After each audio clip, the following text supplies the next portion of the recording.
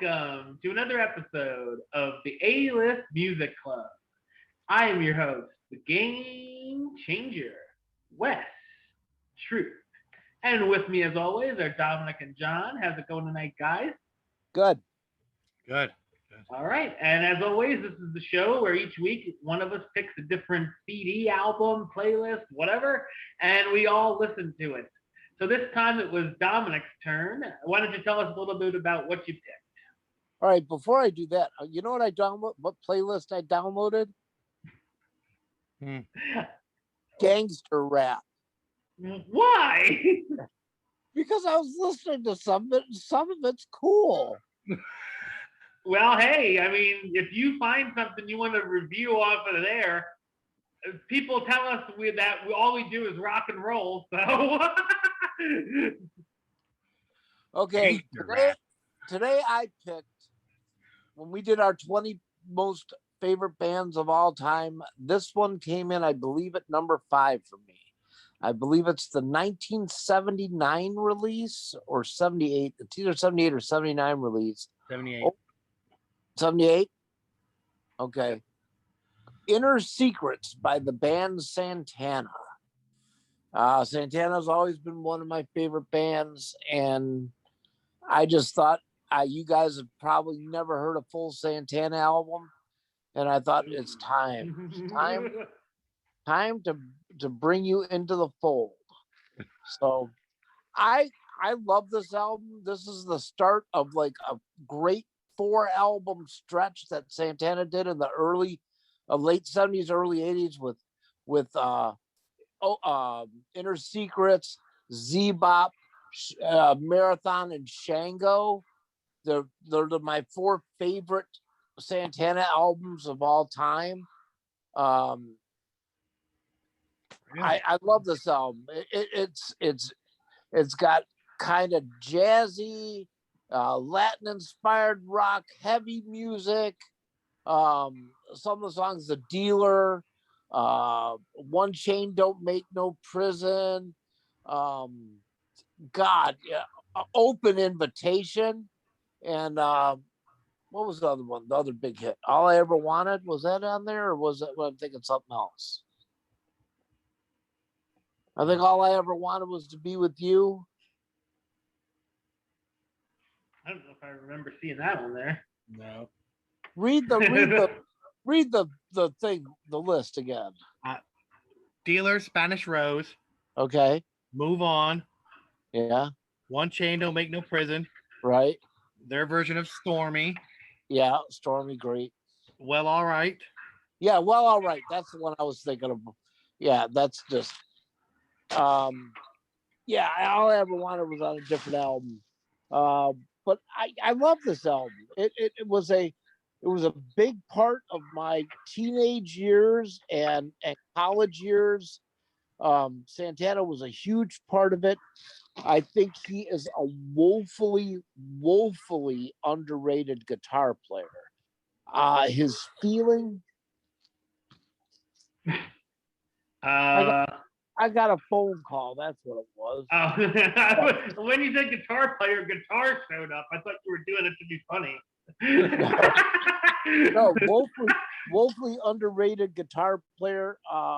He plays with emotion and feeling, and I don't think anybody plays with more emotion than Carlos Santana does. Love this album. Absolutely love this album. So I think you can guess what my rating is going to be. What do you think, Johnny boy? Well, you're right. I've never heard an entire Santana album. The only Santana I have is the greatest hits. I know Black Magic Woman, Evil Ways. Right. The stuff you hear on the radio. But I don't hate it. This is what I know. Right. So this is my first time listening to this, and I know Stormy, and I knew Well All Right, because they're covers. Right. But all of it was good. There was nothing I didn't like. It was all good. Man, can he play? Holy shit! That solo in Open Invitation may be one of the greatest guitar solos of all time. Yeah. You know. I was in my car like, yeah, play it, Carlos, play it. Like, oh my goodness. I know he could just win. And you know who I love in this band? This was the last album that he had the singer Greg Walker. Yeah, what a good singer. Yeah, great. But they replaced him with a guy by the name of, I believe, Alex Litterwood for the next 3 albums. And he's got a little bit different voice, but just as good. You know. From what I read, that was always one of the things that critics say sort of held him back from being a mainstream sort of band was the change in singers all the time, so you couldn't identify a sound. Right. If you heard a song, you couldn't go, "Oh, that's Santana," because you wouldn't know. Right. Well, a lot of times you can tell by the music, but I mean, yeah, if it's sort of Latin-y, yeah. Right. Mm-hmm. But you know how for years that song "Winning" I thought was like Genesis or something. No, that's the guy who Alex Litterwood. That's the guy who took Greg Walker's place. Yeah. But it doesn't sound anything like a Santana song. Yeah. I mean, well, that's a cover too. That's a cover. Yeah. Winning. It's a good song. It's a pop song, but for years I didn't even know that was Santana. Yeah. Yeah, I mean, I liked it. I liked that it wasn't like all instrumentals and they weren't like 10-minute long songs. And it wasn't too Latin-y, if that's even a word. Right. You know, I like that it was. I mean, these are like regular standard rock songs. Yeah. It was good with a hell of a guitar player and a singer. Oh my God, This is your favorite? Wow. Huh? The critics all just fall over themselves for the first 3. That's all I ever hear about. That those first 3 are like the greatest of all time. No one ever talks about anything else he did. Yeah. It was. I think he's so underrated, and it just like I said, that's my 5th favorite band of all time. You know, so I absolutely love Santana. Yeah.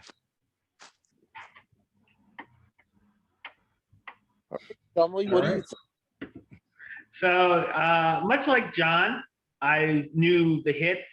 The older ones like Oye Oye Kama Va, Black Magic Woman, and the newer hits, of course, everyone knew Smooth with Rob Thomas, Game of Love and I'm Feeling You with Michelle Branch, and with Steven Tyler, Just Feel Better.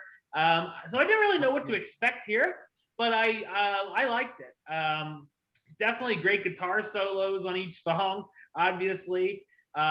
Dealer Spanish Rose I thought was awesome. So a lot of like funky. I didn't expect like a funky vibe from some of the songs. What one shade don't make no prison. Yeah, that's what I was gonna say. It's a Four Tops cover. Song. Kind of like a disco song. Yeah, well, there was the normal version, and then there's the disco remix. Yeah. Which I listened to both, and I liked the original more.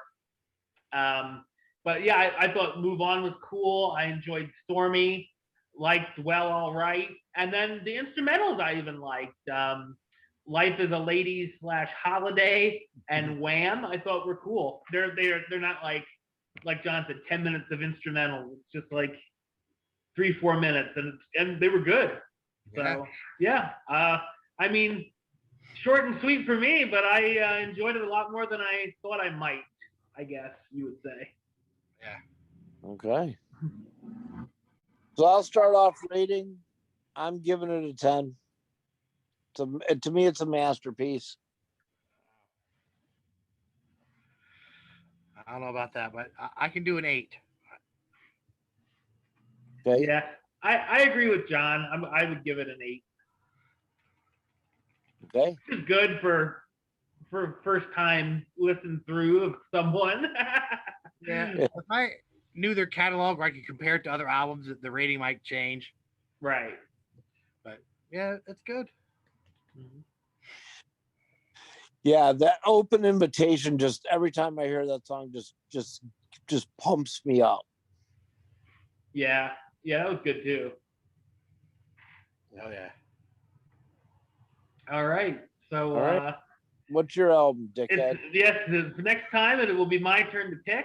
And being as we're getting into the summer, this is a band I like to listen to a lot during the summer, and that is the Beach Boys.